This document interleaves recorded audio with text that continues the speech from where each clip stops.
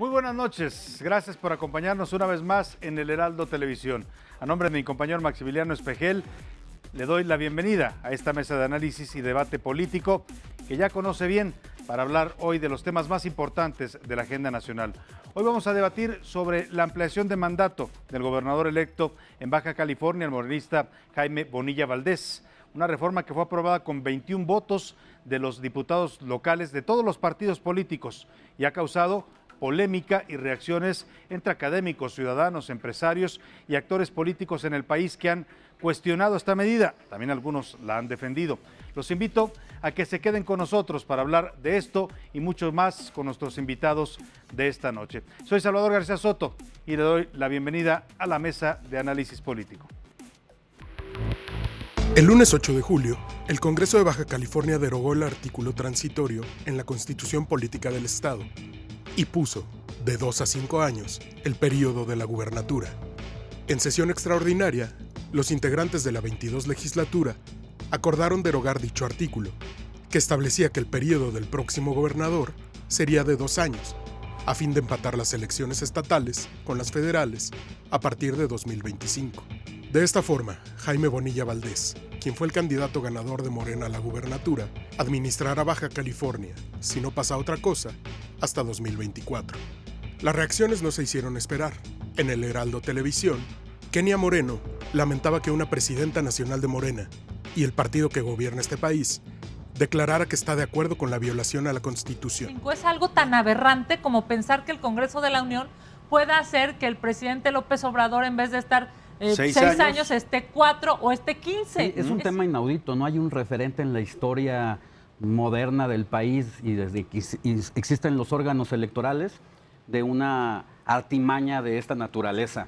Las redes sociales no dejaban de hablar del tema y pedían desaparición de poderes, expulsión de los diputados de sus partidos y la controversia constitucional.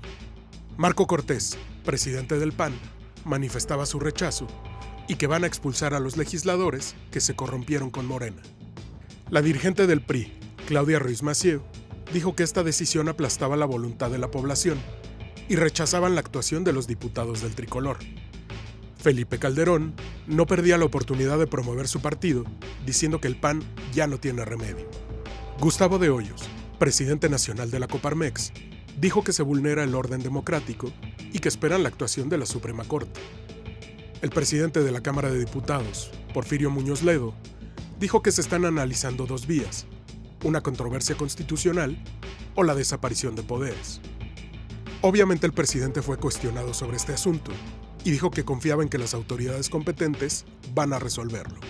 Agregó que la ventaja es que el presidente ya no se mete en estos asuntos como era antes, que la línea es que no hay línea. Veo a dirigentes de un partido, los escucho diciendo, si ya se permitió esto, es porque ahí viene la reelección presidencial.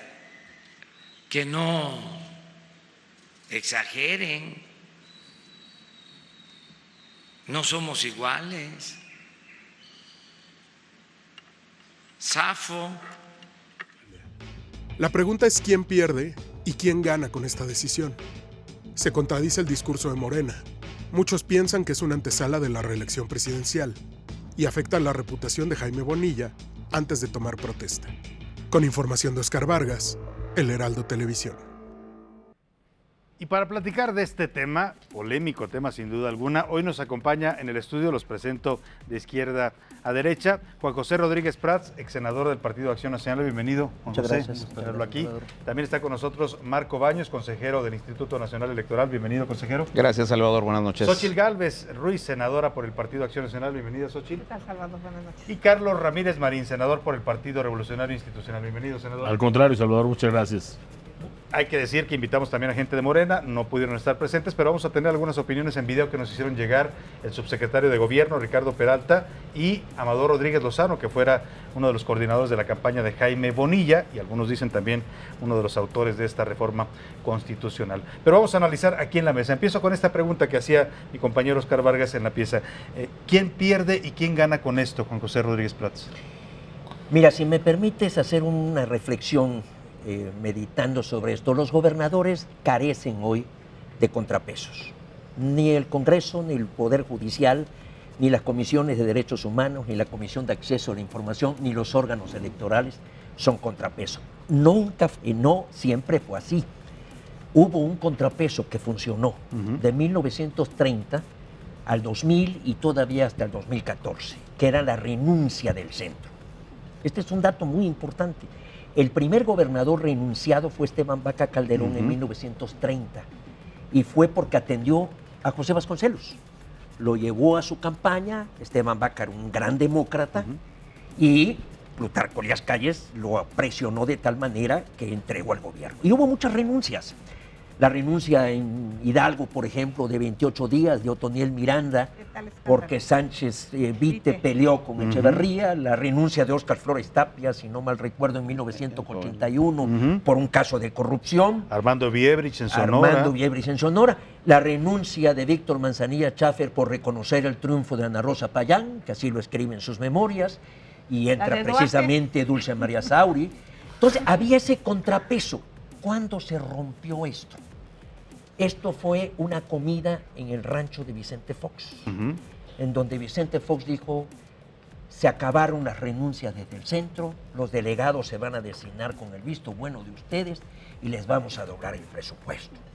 Y durante 12 años no hubo renuncias de Vicente Fox y de Felipe Calderón, con Peña Nieto en el 2014, Ángel Aguirre en Guerrero y Fausto Vallejo en Michoacán. ¿Qué sucedió cuando desapareció este contrapeso? A mí me platicaron que en esa comida, en el rancho, llegaron los gobernadores muy humildes y cuando escucharon eso, pues se inflaron. Surgió lo que Jorge Castañeda y Aguilar Camín denominan el feudalismo. Claro, o los virreyes también les llamaron. Los virreyes. Y vino una gran corrupción, se registraban las deudas en Hacienda, o sea, vino una enorme bancarrota por las deudas adquiridas. Obviamente ya no decidía el gobierno central, el sucesor, y le tocaba al gobernador. ¿A quién decidía el gobernador? A quién podía cuidarlo. Claro. Fidel Herrera a Javier Duarte, Nati González Paraja a Rodrigo Medina. Entonces, en la decisión del centro se equilibraban una serie de principios. Aunque hay que decir que era una facultad extraconstitucional. Desde luego. El contrapeso. El problema está cuando se destruye algo y no se reemplaza. Ya. Porque hay una falla constitucional, hay un vacío. Y por eso tenemos un federalismo que no es auténtico y tampoco es funcional. Porque efectivamente se criticaba descentralismo, pero nos fuimos al otro extremo. Claro. Y entonces no hay ningún control, ese es el problema. Claro, y en ese contexto que nos da muy bien Juan José Rodríguez Prats, del poder a veces sin límites que tienen los gobernadores, pero estamos acostumbrados a que eran los gobernadores en funciones, ahora también los gobernadores electos. Xóchitl Gálvez.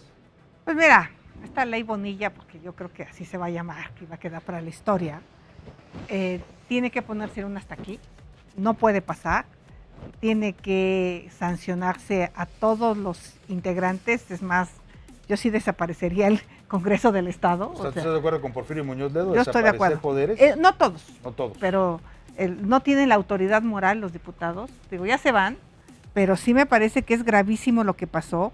Celebro la actitud del ingeniero Cuauhtémoc Cárdenas, que por cierto, don Lázaro Cárdenas fue el primer presidente que estuvo durante 6 años, producto de una reforma de Portes Gil, si no mal recuerdo, que permitió un mandato de 6 años. Así se hacen las cosas, o sea, si tú haces una reforma porque quieres beneficiar la democracia o que haya más años para gobernar, pues no se la aplicas al inmediato, menos al que ya se eligió. Claro, menos al que ya votaron, ¿no? Por 2 años. O sea, y yo sí creo que el INE tendrá que ser contundente, porque ellos ya habían declarado la imposibilidad, ya lo traía él desde antes. Sí, había habido 3 intentos previos, que el presidente no se haga que la Virgen le habla, porque pareciera que... ¿No le crees al presidente cuando dice que él no tuvo nada que ver? Por supuesto que, presidente, aquí no pasa nada con los gobernadores de Morena sin que el presidente se entere. El presidente, y si no está enterado, sí estoy preocupada. O sea, definitivamente el presidente sabía lo que estaba pasando, lo acordó con Bonilla, no lo va a decir nunca públicamente, pero Yaiko, la presidenta de Morena, está totalmente de acuerdo, y a mí sí me parece que es algo que no debe de pasar y que los senadores me parece que más del bloque opositor. Yo aquí veo a la senadora de Baja California, por ejemplo, a la que fue fórmula con Bonilla, ya puestísima a recurrir a los temas legales, y ella es del PT, la senadora Gastelum, porque ya no es un tema de un partido, es un tema si eres demócrata o no eres demócrata, y lo que estamos definiendo aquí, si vamos a permitir que mañana el de Hidalgo, pues como crea que no le alcanzaron los años, pues se quede 12, ¿no? Claro. Es muy grave, muy delicado. Muy delicado. Por alusiones, el INE, dice Xóchitl Gálvez, tiene que hacer algo el INE. ¿Qué puede hacer el INE ante esto? Mira, nosotros tenemos la conducción del proceso electoral, no somos instancia jurisdiccional, pero sí podemos emitir una serie de opiniones con relación a este tema. Coincido con Xóchitl que cuando tú vas a una contienda electoral, las reglas ya están fijadas, y una regla esencial es que sepas por qué periodo vas a elegir a una persona que se postula por los partidos o de manera independiente. Eso viene desde la convocatoria. A un cargo de elección popular. Está en las normas, está en las leyes electorales e incluso en las constituciones locales. Y cuando se inicia el proceso electoral se dice con claridad para qué periodo. Por eso el argumento de ayer en el Excelsior del subsecretario es un poquito extraño, porque de entrada, pues, siendo un subsecretario de Gobernación, siendo parte del gobierno en turno, él debería de cuidar un poco más los temas de la gobernabilidad y no meterse directamente a litigar en favor de su partido. Creo que en el caso concreto de Bonilla hay muchas violaciones al tema de los principios que rigen los procesos electorales, y hay una evidente suplantación del electorado baja californiano que votó por 2 años por Bonilla. Hay una estrategia jurídica de Bonilla porque hay 2 intentos previos a través del Tribunal Estatal Electoral que fueron, corregidos por la Sala Superior del Tribunal. Incluso hay una acción de inconstitucionalidad en la Corte que por presupuestos procesales en ambos casos fue rechazada esa intentona de modificar.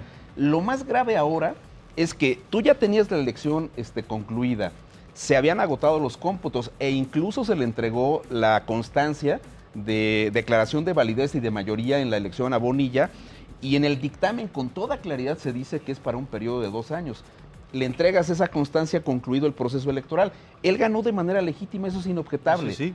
Pero viene el acuerdo de modificación a la Constitución local por el Congreso, y entonces le amplían. Es una parodia de una parodia que se llama la Ley de Herodes en México.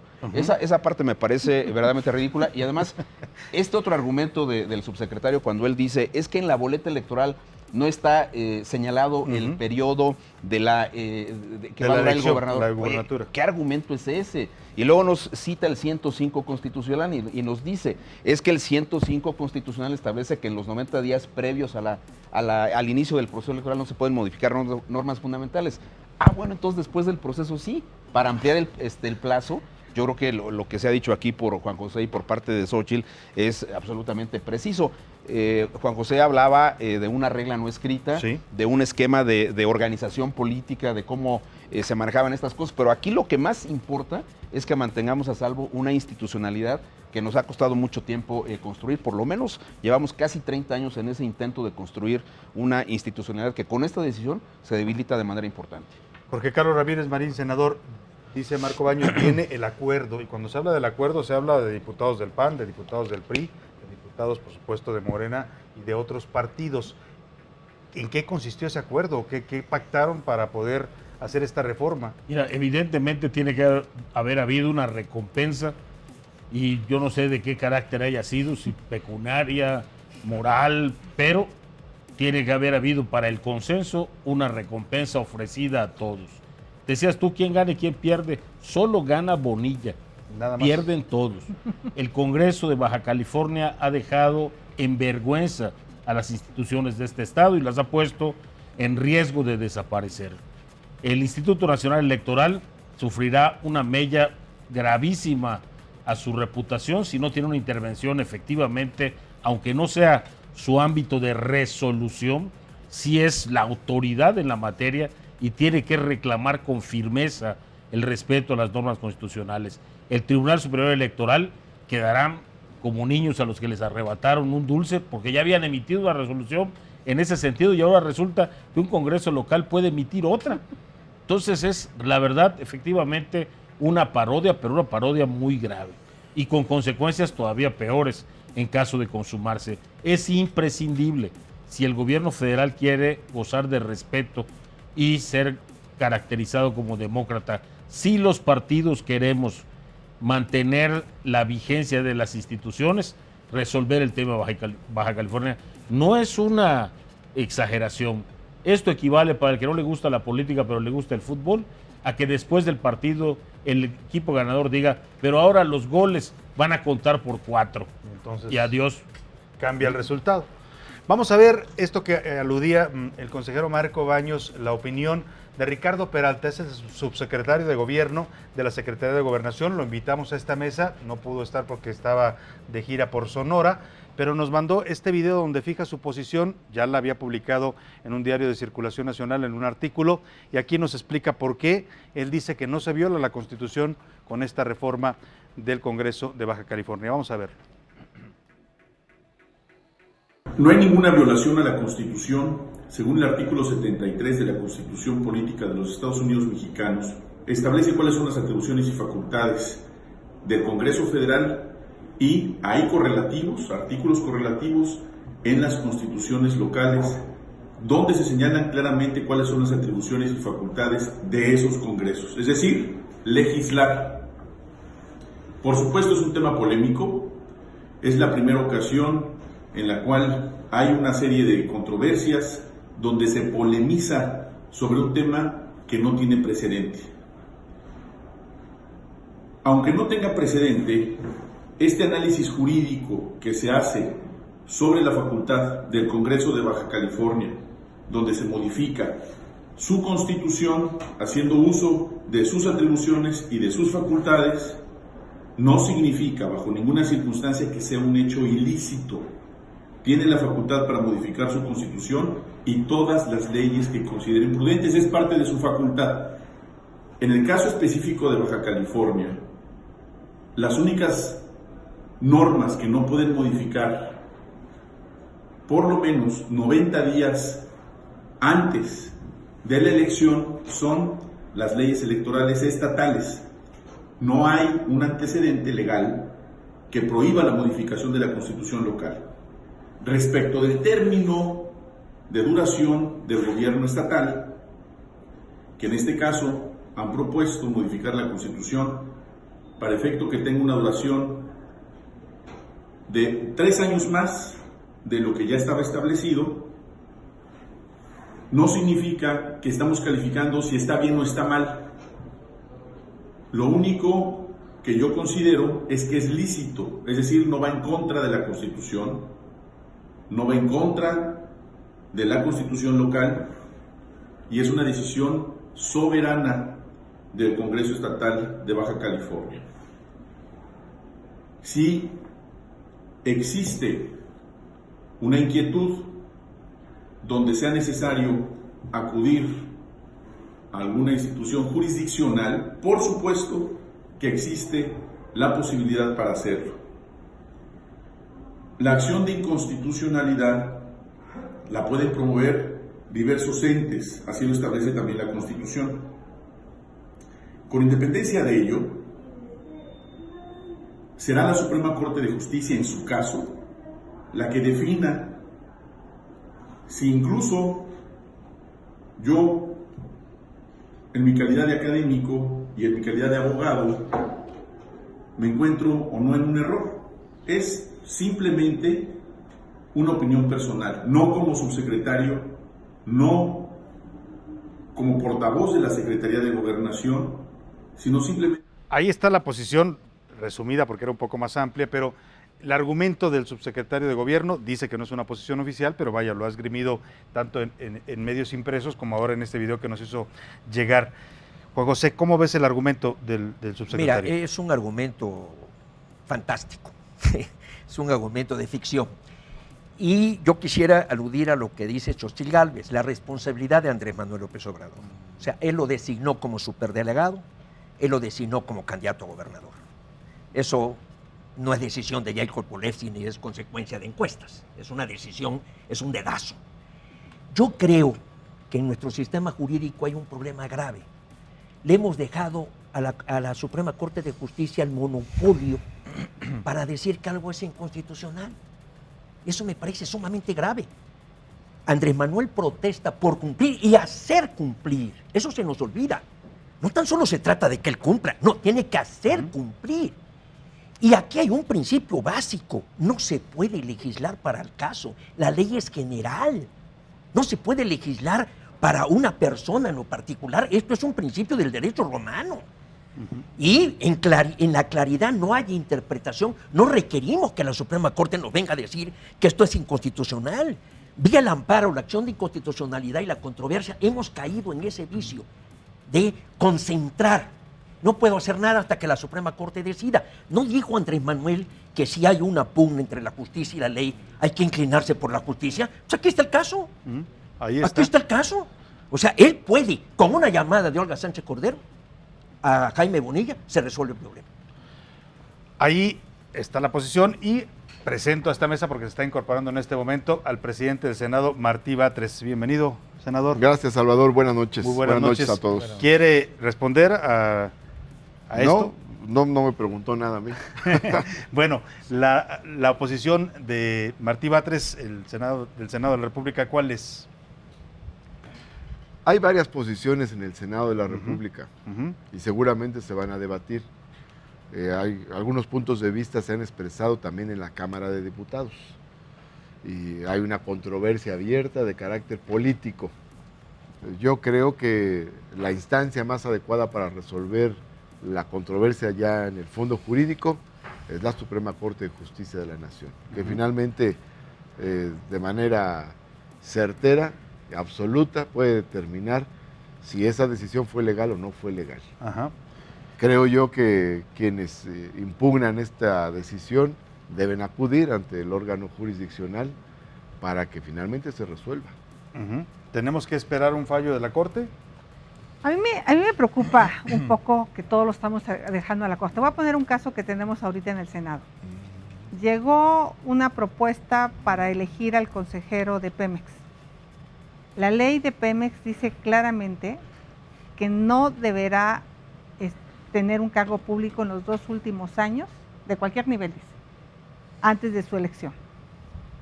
Nosotros no deberíamos ni siquiera aceptar esa propuesta porque viola la ley, porque yo como senadora juré hacer cumplir la Constitución y las leyes que de ella emanen. El Senado no tendría que entrar ni siquiera al debate, porque en el caso de que lo nombraran, pues tendríamos que ir a la Corte a impugnar. Yo creo que nosotros tenemos que empezar por estudiar. Yo ya pedí una opinión legal al jurídico del Senado de este caso, porque es un ejemplo de cómo están pasando cosas que violan la ley y se las mandamos a la Corte porque ya se nombró.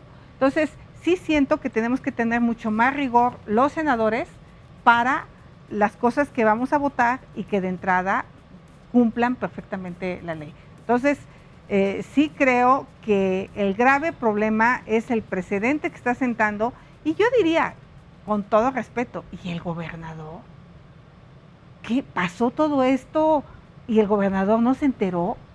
¿No se enteró que sus 11 diputados del PAN estaban negociando en lo oscurito una reforma de ese tamaño? Con todo respeto, ¿Y el presidente del partido? No, con todo respeto. Vamos a suponer que el partido está alejado, pero en Baja California no pasa nada sin que el gobernador se entere. Entonces yo también creo que o que ya la publique para que esto detone, porque no hay publicación, entonces tampoco dijo puede que haber. No la va a publicar. Ah, bueno, pues qué manera de lavarse las manos también el gobernador. Entonces yo digo que aquí hay responsabilidad de los partidos, hay responsabilidad del gobernador, hay responsabilidad también de Bonilla, porque también Bonilla dice, no, pues yo no sé, no me enteré.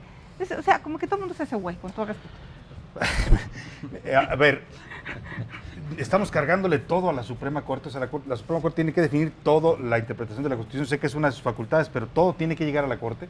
Es la instancia final, pero la verdad es que aquí tendríamos que hacer algo. Yo creo que los poderes legislativos, el Poder Legislativo, tanto en el Senado como en la Cámara de Diputados, tienen que tener una intervención determinante porque se violan 3 artículos constitucionales de manera flagrante.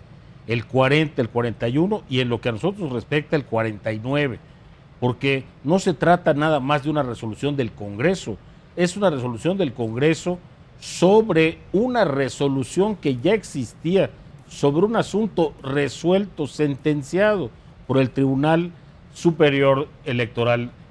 Y en ese sentido, francamente, yo creo que nosotros no nos podemos quedar callados.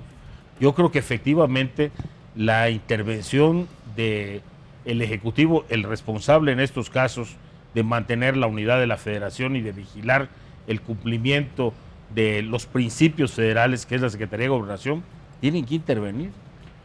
Ahora, en materia electoral, lo que dice el senador es, se desacató un fallo que había de la máxima instancia electoral del país, que es el Tribunal Electoral del Poder Judicial de la Federación. Además de que se violan certezas, eso he escuchado de algunos analistas, principios de certeza en la elección.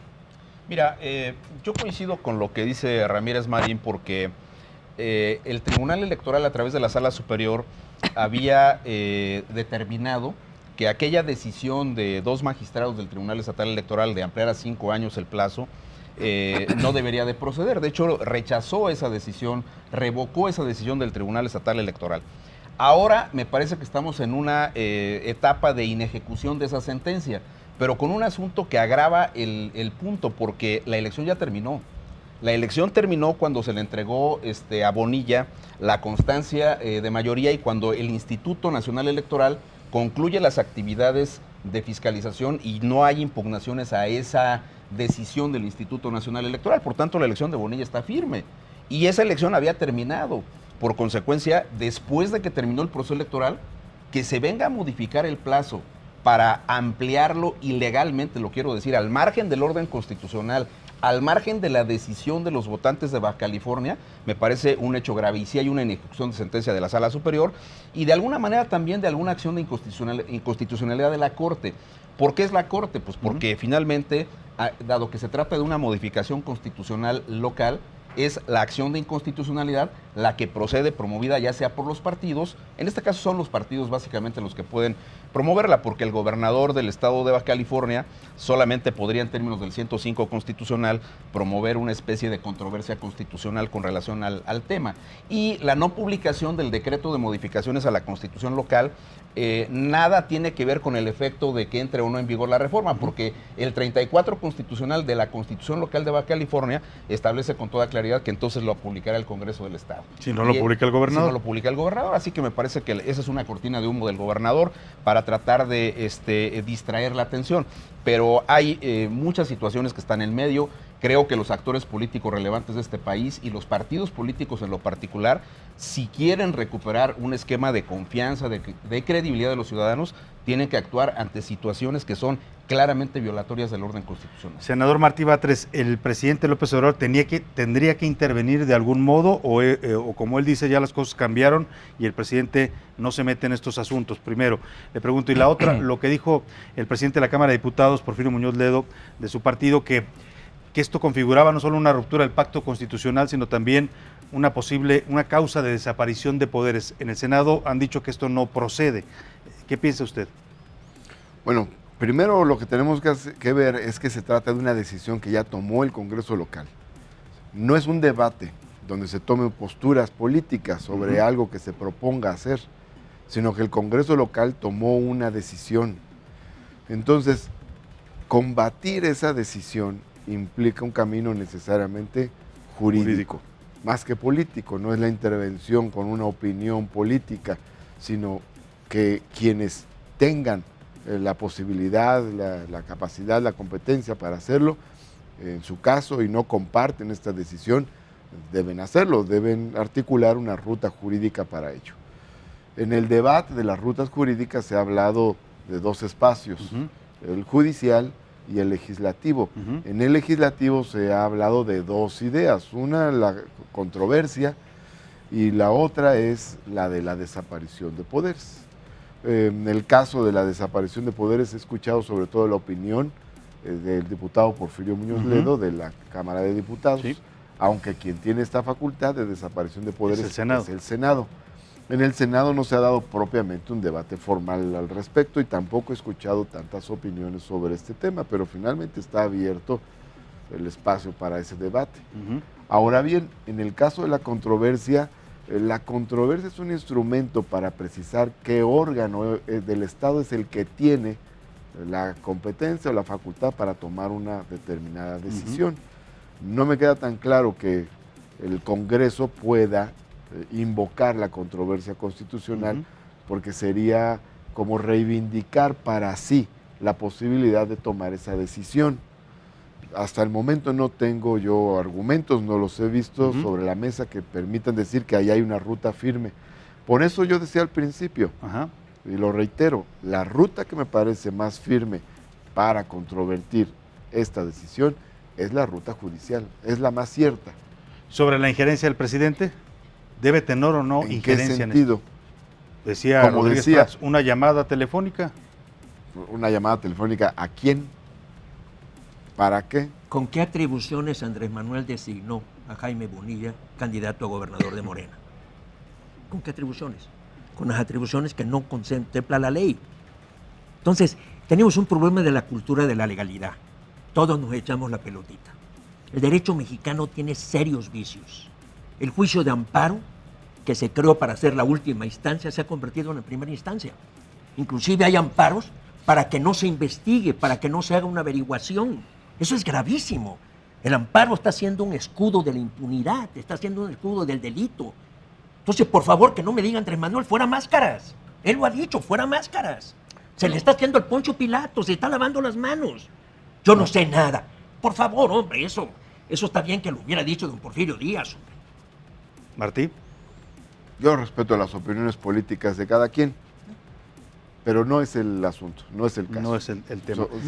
¿No lo designó Andrés Manuel a Jaime Bonilla? ¿No lo designó? No, lo designó, pero lo designó, delegado en su estado. Y lo designó candidato y fue y desayunó con él. Se exhibió como presidente. No lo designó candidato. ¿Cómo lo designó No, Morena? bueno, tiene un procedimiento Morena para decidir.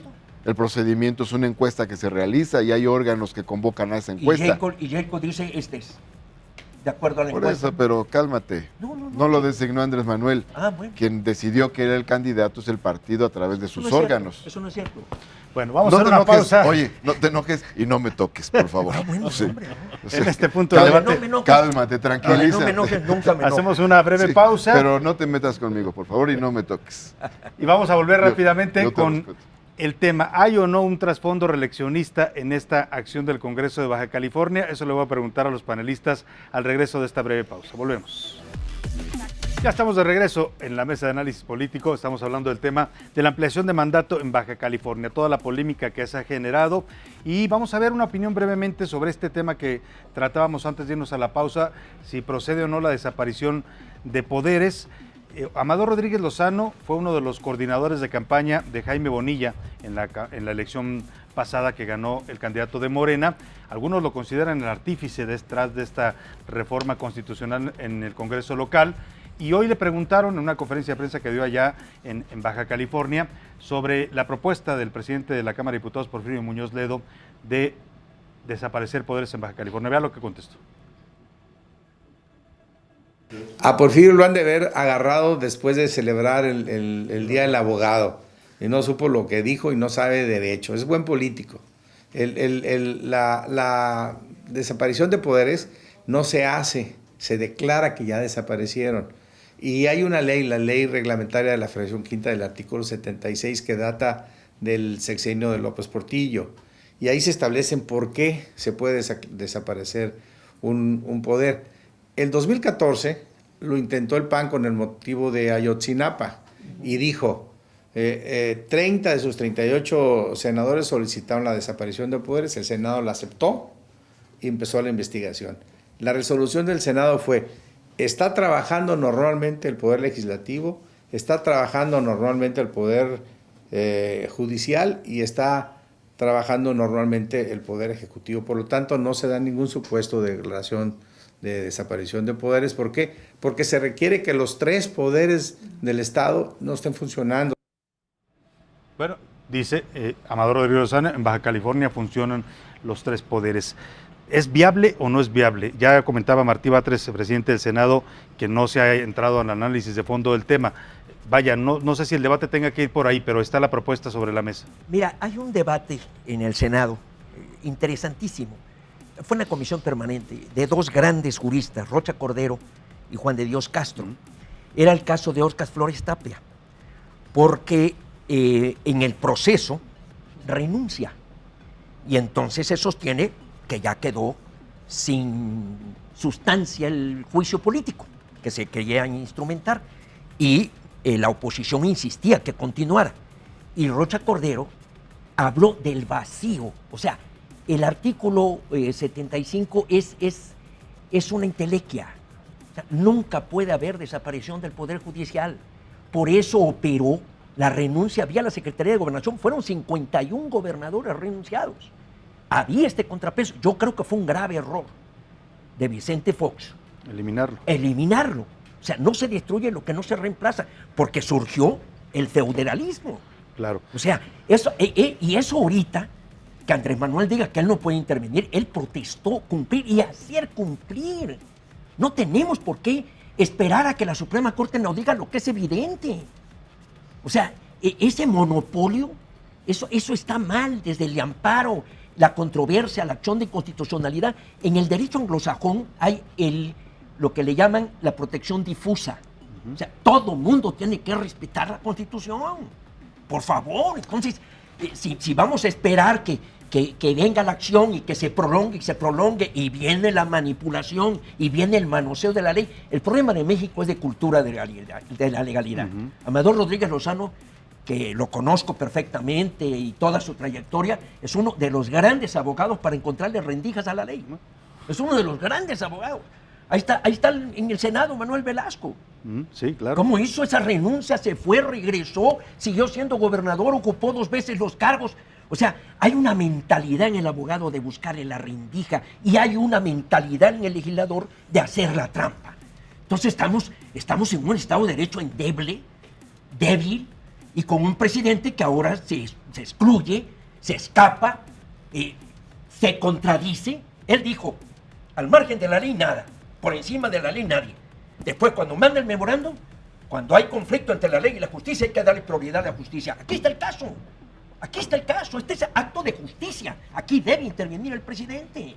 Entonces, si seguimos escabulléndonos, pues nunca vamos a fortalecer el Estado de Derecho. Y sin Estado de Derecho no hay nada. Ni hay democracia, ni hay avance, ni hay cuarta transformación. Sin Estado de Derecho es la anarquía. Morena ya fijó posición sobre el tema de desaparición de poderes, por lo menos lo hizo Ricardo Monreal, dijo que para él no era un tema a debate ni procedía. ¿El PRI y el PAN han analizado el asunto? Mira, yo coincido que es muy ambiguo el tema para declarar la desaparición de poderes, porque el Senado declara que ya no hay poderes, es lo que hace el Senado. Y llegar a esa situación va a ser muy complicada. Creo que es un buen tema que podríamos dejar para alguna iniciativa de ley y resolver ese hueco legal que es tan complicado. A mí me parece que yo retomo del presidente Andrés Manuel López Obrador el tema de la moral, ¿no? Le gusta mucho a él hablar de la moral. Esto, además de ilegal, es inmoral. Esto tiene un problema grave y quiero entender que Bonilla, con tanto dinero, cree que todo es comprable. Es comprable una gobernatura de 5 años, son comprables los diputados, no sé qué les dieron, no puedo probar que les dieron, pero uno dijo que le habían ofrecido $1 millón por cambiar la ley. Él lo declaró y después, porque resulta que sí lo declaró, lo que nunca dijo es que si recibió o no el dinero. Entonces, creo que siento un precedente. Todos los gobernadores quisieran ser virreyes, ya son. ¿No? Acá tú me dices, nos quedamos 20 años, ¿por qué no? Pues si no acabé mis ideas. Entonces yo sí creo que esto va a terminar en la Corte, porque como ahí sí le doy la razón al senador Martí, en que esto ya es un acto y ahora hay que impugnarlo y hay que anularlo en la Corte, desafortunadamente. Y qué malo que judicialicemos la política. Bueno, qué malo, pero creo que es a donde el presidente sí se debe de pronunciar, claro. No desde un punto de vista, porque él no va a tomar la decisión de que se acabe, pero sí puede condenar el tema, ¿no? Condenar el tema como lo hizo el ingeniero Cuauhtémoc Cárdenas, que lo hizo muy bien. Senador, a ver, abrimos el tema, dice Xóchitl Gálvez, habría la tentación de que un gobernador, bueno, también hasta un presidente o cualquiera que tenga un cargo por elección, pudiera pretender eternizarse o alargar su mandato o acortarlo desde el Congreso local. ¿Tiene esto un trasfondo reeleccionista? No lo creo, con toda franqueza. Yo creo que es tan burdo y como tan burda es la defensa, que es evidente que esto tiene una producción artesanal inmediata y muy mezquina. Agandállense los años que faltan. háganle más barato el trámite que ya ganó por 2 años. Pensémoslo al revés. ¿Qué tan grave es dejar este precedente, como dice el subsecretario? No hay precedente sobre esto. Pues, bendito sea Dios que no había nadie que hubiera tenido los arrestos de intentar semejante agandalle. Pero imaginémonos que queda firme. Entonces, yo gano la elección en contra del partido que tiene una mayoría absoluta en el Congreso. Y yo que la gané por 6 años, resulta que ese partido después de la elección la cambia a 2 años. Y tan.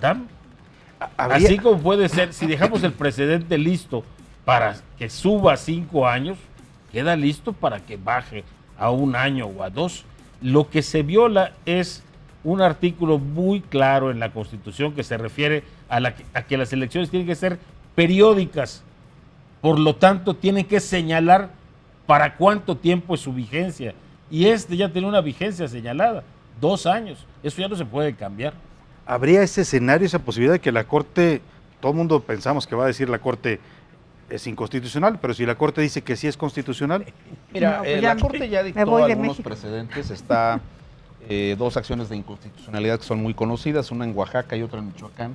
En Michoacán, en la época de Lázaro Cárdenas Batel, se hizo una modificación también para ajustar calendarios electorales y el Congreso del Estado amplió el periodo de los diputados por un periodo de 8 meses adicionales y le quitó a Lázaro Cárdenas casi 1 año.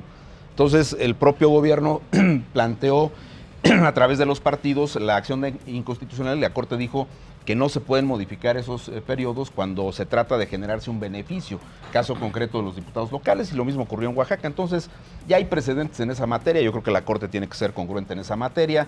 Creo que sería absolutamente inadecuado para la democracia mexicana, para un proceso gradual de fortalecimiento institucional que tenemos desde hace 29 años, que la Corte dejara firme ese procedimiento. Y la verdad de las cosas es que el argumento que esgrime el subsecretario es endeble, porque él dice, está el 105, sí, pero el 105 regula una situación distinta, porque todos estamos de acuerdo en que antes de una contienda electoral estén las reglas del juego fijas. Pero aquí ya terminó el proceso comicial, ya terminó el juego. Está oficialmente concluido. Está oficialmente concluido y se está haciendo una modificación constitucional para generarle un beneficio al gobernador por un espacio de 3 años adicionales. Es absolutamente impresentable esa decisión y los argumentos que esgrimieron los diputados locales, particularmente un diputado de nombre Víctor Morán, que luego se ufanó de que lo hubieran reelegido en el proceso comicial local. Dijo él que los bajacalifornianos habían exigido la ampliación del plazo a través de una encuesta que se hizo. No dio a conocer la encuesta tampoco, pero evidentemente una encuesta no puede estar por encima del voto ciudadano. Además, independientemente del universo de los votos registrados, es una participación muy baja, histórica a la baja en Baja California, el 29%, son 425,000 ciudadanos bajacalifornianos que votaron por Bonilla, le da una amplia mayoría del 50% de la votación. Eso sí, su elección es legítima de acuerdo con nuestras reglas, pero por 2 años. Eso estaba perfectamente claro desde el momento en que inició el proceso electoral.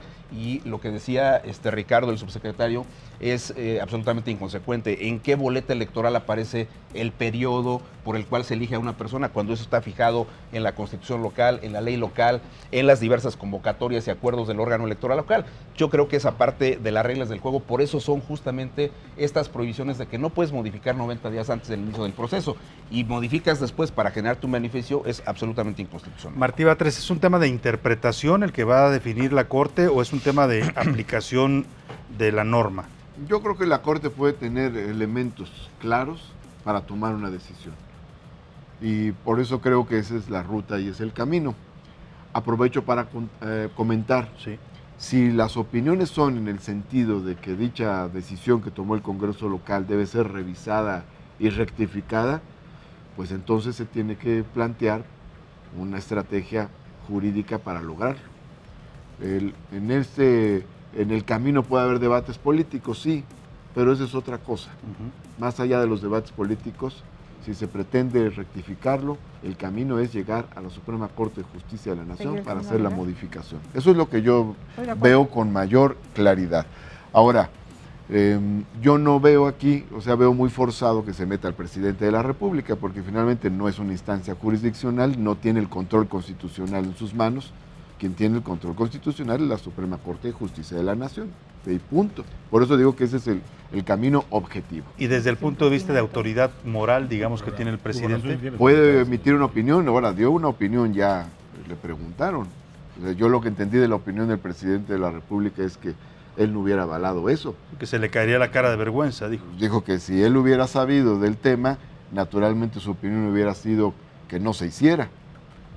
Y que se le caería la cara de vergüenza de haberlo aceptado. Entonces, creo que la opinión que él ha dado en este tema es de discrepancia con la decisión que tomó el Congreso local. Ahora, por lo demás, en el Congreso local hay diversas responsabilidades que cada quien debe asumir, porque no es una fuerza política la que decidió esto, sino partidos. Todas las fuerzas políticas que están representadas en el Congreso. Y entonces allá hay legisladores de varios partidos políticos y las conexiones con esos legisladores pues también son diversas.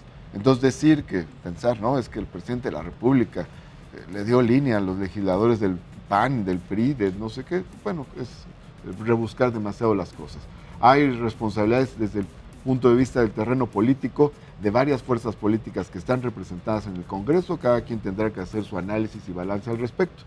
Ahora, hay una discrepancia y una impugnación con el tema, bueno, hay un camino que seguir. ¿Se han ampliado periodos en otros tiempos? Se han ampliado y se han reducido. Ha habido diversas modificaciones para homologar calendarios electorales. Ya en su momento, cuando en el 96 se eligieron alcaldes en el Estado de México, fueron alcaldes de 4 años. Aquí la impugnación está en que la ampliación ocurre después de las elecciones. Claro. Eso es lo que motiva la inconformidad. Ahora, una vez que tomó esa decisión, un órgano del Estado local, que es el Congreso local, bueno, pues la ruta, la única que veo posible, es la de acudir a la Suprema Corte de Justicia. No veo con claridad la controversia, porque no veo yo que el Congreso de la Unión tenga la facultad para determinar si se amplían o no estos periodos a nivel local. Estas son decisiones que toman los congresos locales. Sí, de hecho hay un criterio de la Corte en el caso de Veracruz y Puebla, más reciente, en donde fueron impugnadas por los ejecutivos de estos estados la disminución a una gubernatura de 2 años para empatar calendarios, y la Corte dijo, es facultad de los congresos determinar la duración de la gubernatura. Ahí hay un criterio que también... Así es. La discusión no es tanto si el Congreso local tiene la facultad o no, la tiene. La discusión es el momento en el que se toma esa decisión, y es sobre eso sobre lo que la Corte tendrá que determinar. Aquí Baños ha hecho una referencia a un antecedente jurisdiccional histórico en el caso de Michoacán. Bueno, la Corte tiene elementos para tomar en su caso una decisión. ¿Qué es lo que se va a definir con este caso, Juan José Rodríguez Prats? Mira, Salvador, yo creo que estamos en un punto muy crítico en la historia de México. Yo creo que hay una amenaza seria de centralización de poder, de atropello a las instituciones, de resquebrajamiento del Estado de Derecho. Esto es un resquebrajamiento del Estado de Derecho. Jaime Bonilla lo postuló un partido tiene una disciplina, una doctrina. Ese partido lo preside Jacob Polensky, es el partido del presidente. Por favor, que no me digan que no hay facultades para que el partido discipline a uno de sus militantes. Inclusive la actitud de Jacob Polensky es de apoyar, y lo ha declarado. Lo ha defendido. Lo ha defendido. Entonces, aquí estamos viviendo una gran farsa. Y si no tenemos respeto por la verdad, si no asumimos que las cosas se tienen que hacer en forma diferente, pues estamos incurriendo en los peores defectos que deterioraron el sistema político mexicano. Inclusive, cuando se habla de retornar al viejo PRI en el que yo milité, hubo una serie de principios, ahí estamos siendo muy injustos. Hubo una serie de principios, hubo respeto a las leyes, había respeto a las formas. Lo dijo don Jesús Reyes Heroles. La forma es fondo. Aquí estamos viendo que ni hay forma ni hay fondo. Es la centralización, el atropello. No tan solo es Baja California, fue Puebla. Yo estuve en Puebla, yo participé en la campaña con Enrique Cárdenas y vi la barbaridad de meter a Miguel Ángel Barbosa, un hombre enfermo, que lo más probable es que tenga que haber una elección próxima, que lo impuso Andrés Manuel, y que inclusive faltó a la palabra que le había dicho a Enrique Cárdenas. A Enrique Cárdenas le había pedido que fuera candidato de Morena. Y cuando Miguel Ángel Barbosa tocó la puerta de Morena, después de que ver que el PRD no tenía posibilidades, lo postuló Morena. Entonces, estamos ante altísimos riesgos. Rousseau hablaba de la religión civil. Si no teníamos esos valores, Andrés Manuel habla de principios y de valores, pero está siendo incongruente y eso le está haciendo inmenso daño. ¿Qué más quisiéramos los tabasqueños? Quisiera buen gobierno. Pero cada vez incurren en gravísimas incongruencias. Y esta es una incongruencia. Y no rehuyo la responsabilidad de mi partido. No la rehuyo. Porque la tiene también, la tiene. haber aprobado. Y el presidente del partido la tiene. Y desafortunadamente, en el PAN desde hace muchos lustros, hemos sido condescendientes con la inmoralidad. Ahí está el caso de los moches. Sin duda. Y después se va agravando. Baja California gobernó bien el PAN. Fue magnífico gobernador. 30 años. Rufo, Héctor Terán, magnífico Ernesto Lourdes. ¿Kiko Vega fue un buen gobernador? No. No tan bueno. Ahí vino una enfermedad que todos los partidos padecemos. Con este ganamos. Oye, pero ya te fijaste que con este ganamos. Esa fue la discusión cuando se postuló a Kiko Vega. Y desafortunadamente ha prevalecido el criterio en todos los partidos. Con este ganamos. Oye, pero ya te fijaste quién es. Con este ganamos. Y desgraciadamente eso es lo que nos tiene en la crisis en que estamos. Conclusión, Jorge Carlos Ramírez Marín, ¿a dónde o qué se define con este asunto? Me parece que no tenemos facultades en el Congreso, pero sí tenemos un valor político que tiene que pesar ante las demás instituciones. Tiene que haber, a mi juicio, un pronunciamiento claro de las dos cámaras del Congreso en comisión permanente en el sentido de que no se puede permitir este acto anticonstitucional, antifederalista del Congreso de Baja California. Me parece a mí que no es exagerado decir que los partidos debiéramos no solo hacer nuestra investigación, sino pedir que se hagan las investigaciones judiciales que lleven a determinar qué responsabilidad incurrieron estos diputados y quiénes más estuvieron involucrados en la toma de decisiones de una decisión tan grave, tan atrabiliaria como esta. Xochitl Gálvez, brevemente tu conclusión. Pues mira, hay que estudiar muy bien jurídicamente para ponerle un alto a esta atrocidad. Entonces hay que quien la tenga que poner en la Corte la acción de inconstitucionalidad, la controversia, pues que la ponga y que se pare y que nunca más vuelva a haber otra intención de un albazo, dado que ya se estableció el tiempo para gobernar. O sea, consejero Marco Baños. Mira, Martí Batres tenía razón, es una ruta jurídica, es la Corte la que tiene la oportunidad de revertir esta decisión. Hay precedentes y también creo que hay un tema que hay que analizar, que es la responsabilidad concreta que los partidos políticos tienen frente a los candidatos que postulan y el comportamiento que ellos tienen en términos de ética pública, en términos de apego a los principios no se pueden desentender de la democracia mexicana, de así es. Martí Batres. Bueno, creo que hay dos cosas. Por un lado hay un debate político abierto, ese debate va a seguir, seguramente en el Senado se dará, en la Comisión Permanente del Congreso de la Unión se va a dar el debate donde hay posturas políticas, ideológicas, programáticas, éticas al respecto. Y por otro lado está planteada una crítica que debe expresarse a través de instrumentos jurídicos si se desea revertir la decisión que tomó el Congreso local. Y tiene que llegar a la Corte, que es la Corte la que puede tomar la decisión. Seguirá el análisis sobre si el Congreso tiene facultades o no para intervenir en este caso. No se ve con claridad hasta el momento, pero de todas maneras que quiera seguir la ruta de la investigación jurídica al respecto, lo puede hacer, lo debe hacer.